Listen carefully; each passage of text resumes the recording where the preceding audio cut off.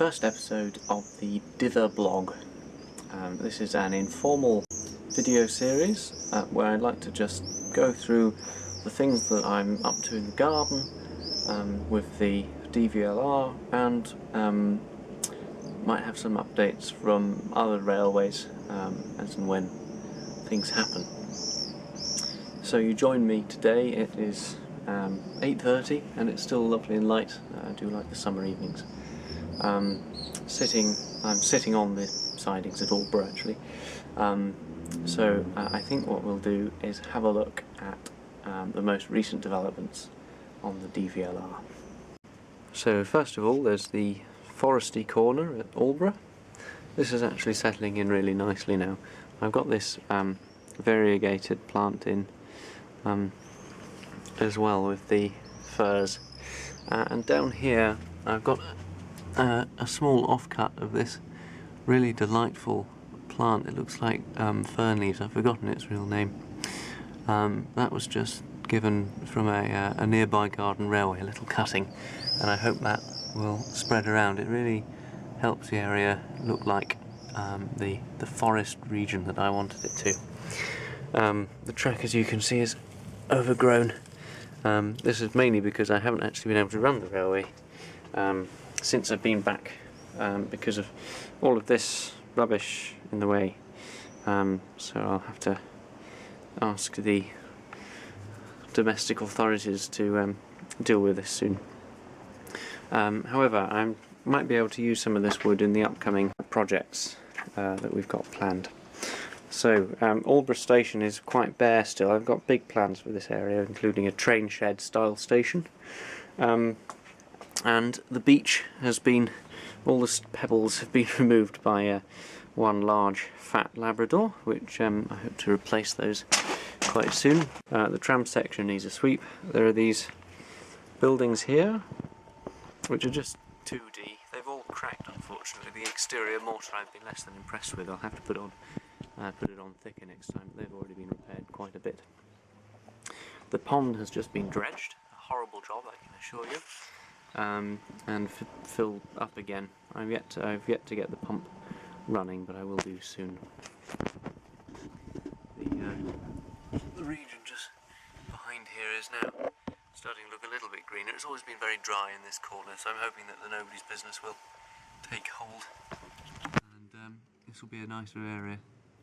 The field area round in this corner has had to be remodelled several times because it was dug up by the aforementioned Labrador a number of times, but we've now put in defences to stop the dog from getting up here.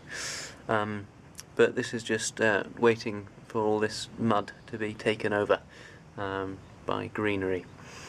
I remodelled the each side of the cutting here, and the bridge needs to be actually put together. It's just those are two bits off the top of a radiator for the railings. I'll saw them up and screw them on and paint it all up quite shortly. The road is standing up quite well. I was expecting this to deteriorate quite quickly, but it hasn't actually.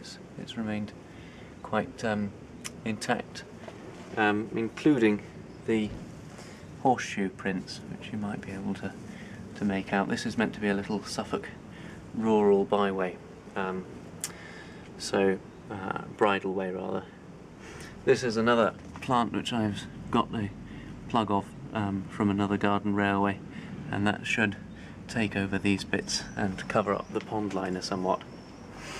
We've got our scarecrow here, who is protecting, he doesn't have a face, protecting the field from the birds, which you can hear buzzing around.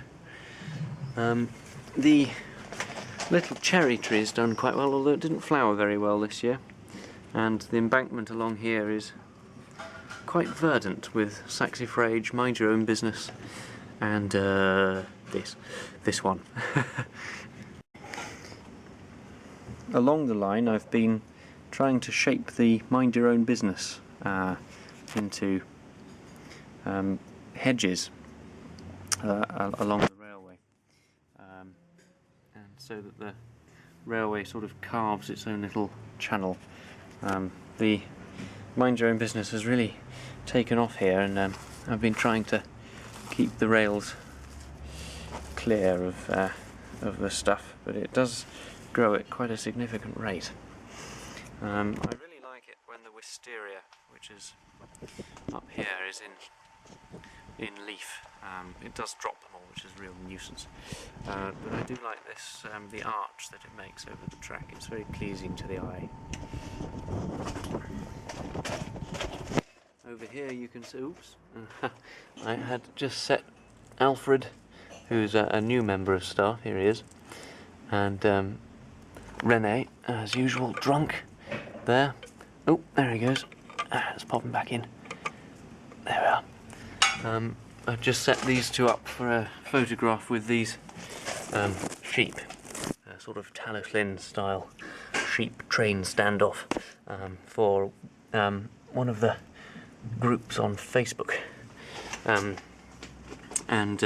This is because there will be a big garden railway extravaganza there on the weekend of the 4th and 5th of July, which I'm thoroughly looking forward to going to.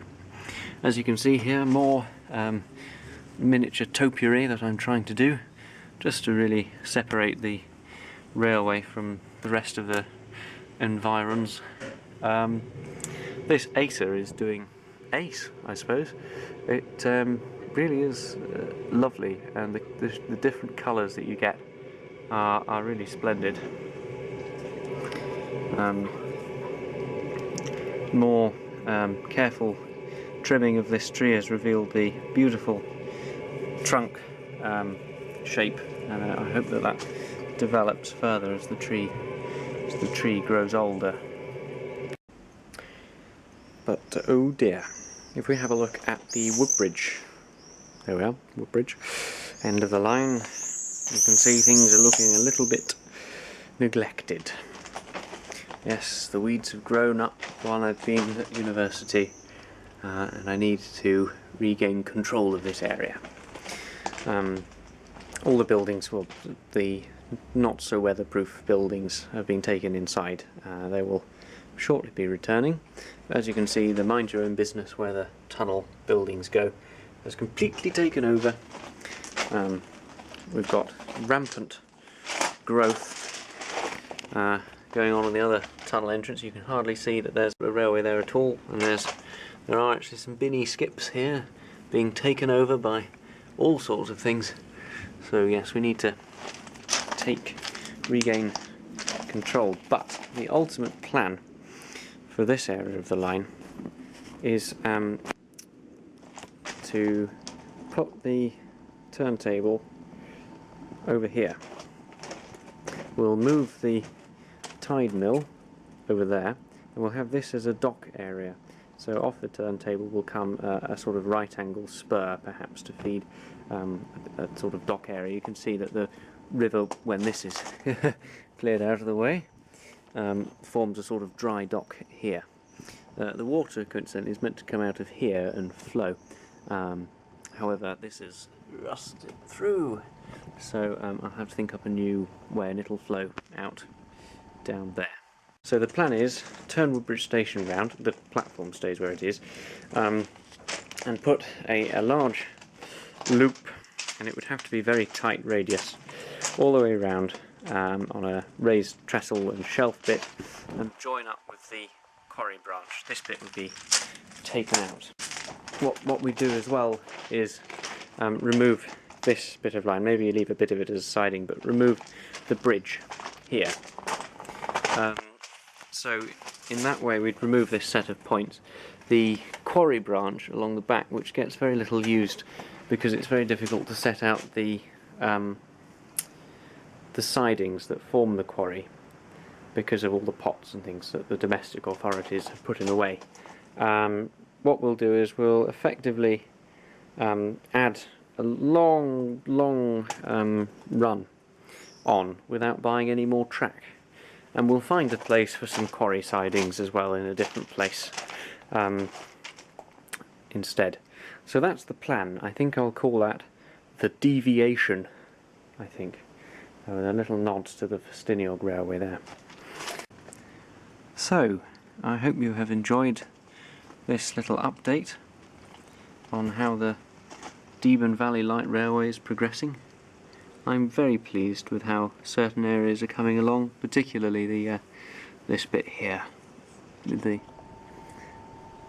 loco travelling alongside the river. It's really how I wanted it to turn out. I'm very pleased. So, I hope the next video I'll do might be about just a video of some improvements maybe, or perhaps I'll do a little video at the Talochlin, who knows. But until next time, cheerio!